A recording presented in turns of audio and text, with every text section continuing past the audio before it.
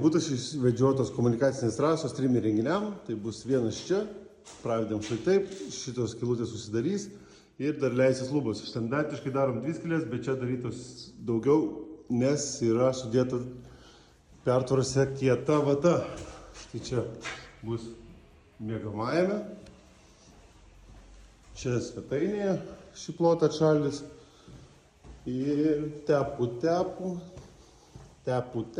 einam į vaikų būsimų kambarį. Štai čia balkonas nepadės atsisinti, tai bus oro kondicionierius.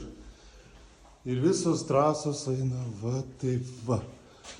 Per viršų neišėjo pravesti, jau vystytojų yra pravestos rekuperatoriaus paėmimo ir ištraukimo trasos. Ir štai čia va taip gražiai į stogą. Aukštas 3 iš 3 ir palikom elektros kabelį elektrikui. Štai viskas yra pravedžiota. Kiekvienam vidiniam blokė bus papildomai montuojamas siurbliukas. Bet gipse ne bėda. Labai tvarkingai įsimontuoja. Ir einame ant stogo. Štai taip jau ir atrodo ir ant stogo. Visos traselės eina per santechninius vamzdžius paliktus vystytojui.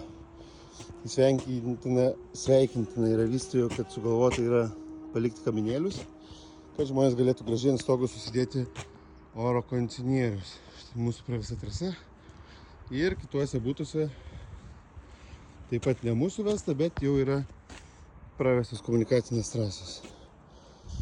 Tai štai tokios pirmadienio naujienos.